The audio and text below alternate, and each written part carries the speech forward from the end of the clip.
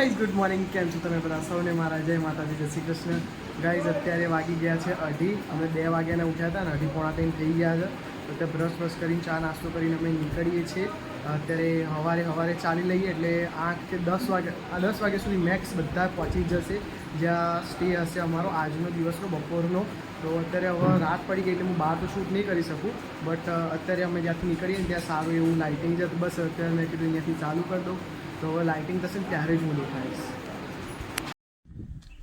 અત્યારે વાગી ગયા છે 6:45 અને વરસાદ આવવાનું ચાલુ થઈ ગયો છે. તો બહુ કાઠું પડવાનું છે. 7 કિલોમીટર 7 થી 8 કિલોમીટર બાકી છે જ્યાં અમારો બપોરનો સ્ટે છે. બટ યાર વરસાદ પડશે તો સહેજે મજા નહીં આવે ચાલવાની.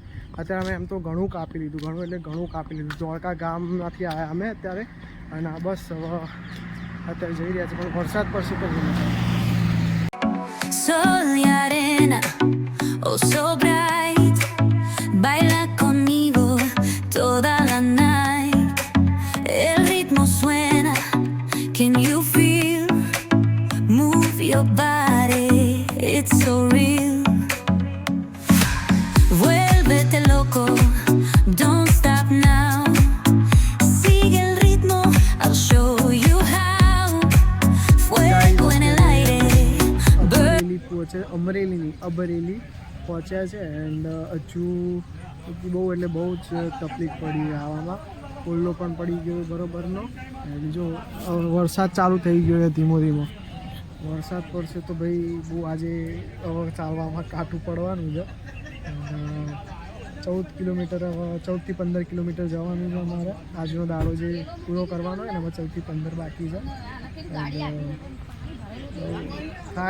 થાક બહુ લાગ્યો. કપડાં 2 દાડામાં 3 જોડી કપડાં બદલ્યા. જોઈશું આજે મેળ પડશે ઠીક. હવે વરસાદમાં ચાલવું પડશે રેનકોટ પહેરીને. નકર અહીંયા મને એક અંગૂઠાની બાજુમાં જબરજસ્ત જો બહુ મોટો ફોલ્લો પડ્યો છે, અને આ આંગળીઓ ઘસાય ને એટલે આ ફોલ્લો પડ્યો છે, ફૂટી ગયો છે. થોડીક તકલીફ પડે છે પણ વાંધો નહીં આવતો. ના જ પગે પડી, બીજા કોઈ પગે નહીં પડ્યું. ગાઈઝ અત્યારે અડધું ખાવાનું ખાઈને હું બ્લોગ કરું, કેમ કે યાદ જ નહીં. આ તો મારા આ ભાઈએ આપી શીખામણ. શાક છે, પૂરી છે, શું કહેવાય રમકડા છે, ભાત છે, અને આ મેઇન ખીર જ કહેવાય ને, ખીર. સારું એવું જમવાનું છે ને આજે તો બહુ મજા આવી ગઈ જમવાની.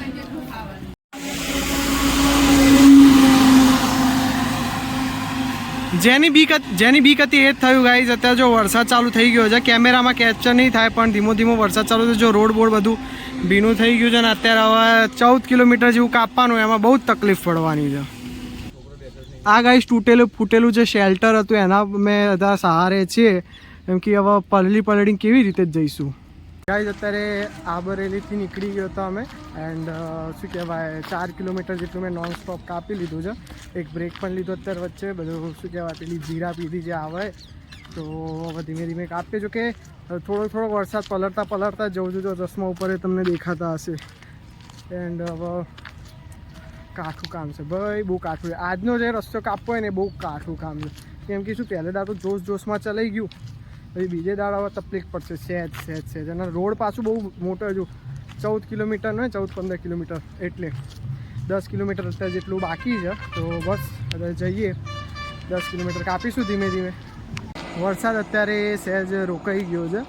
ટીપા થોડાક આવે છે, બટ સહેજ રોકાઈ ગયો. અને પલળતા અમે જઈએ છીએ. રોડે બેસવાની મતલબ કે રોડ ભીનો ભજ છે ને, રોડે બેસવું જ પડે યાર. કેમ કે હવે એક વસ્તુ છે કે તમે બહાર આવે એટલે એડજસ્ટમેન્ટ તો કરવું જ પડશે બધામાં. જો વાળ જો તમે જો ભીના ભદ્દર વાળ છે મારા એકદમ, પણ સારું છે યાર. એક શું છે ખબર છે તમને, કે તાપમાં છે ને ચાલીને બેસવું જ પડે. 500 મીટર ચાલો કે 1 કિલોમીટર ચાલો ને એટલે તમારે બેસીને બધું શું કહેવાય બેસવું જ પડે. તાપ હોય એટલે તમે બેસવું જ પડે. પરસો વેલો. અત્યારે વેધર એવો છે ને કે ભાઈ તમારે એટલું શું કહેવાય ચાલ કરો 4-5 કિલોમીટર આરામથી કપાઈ જાય તમારે.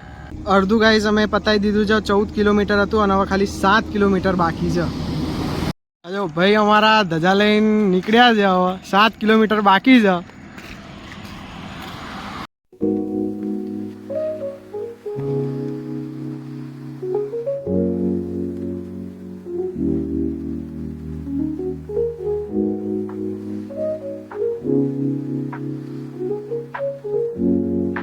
ગાઈઝ આ બ્લોગને હું અહીંયા જ એન્ડ કરું છું એન્ડ આજે કાલે એટલો થાકી ગયો હતો કે બ્લોગ પણ એન્ડ ના કર્યો મેં એટલે શૂટ પણ નથી થયો 5 કે 6 મિનિટનો થયો એ મારા ખ્યાલથી તો બસ અત્યારે આ બ્લોગને એન્ડ કર્યું છે વિડીયો ગમે તો વિડીયોને લાઈક કરી દેજો ચેનલને સબસ્ક્રાઈબ કરી દેજો મળીએ નેક્સ્ટ વિડીયોમાં thank you so much for watching જય માતાજી જય શ્રી કૃષ્ણ ગાઈઝ અત્યારે અડધું ખાવાનું ખાઈને હું બ્લોગ કરું કેમ કે યાદ જ નહીં આ તમારા આ ભાઈએ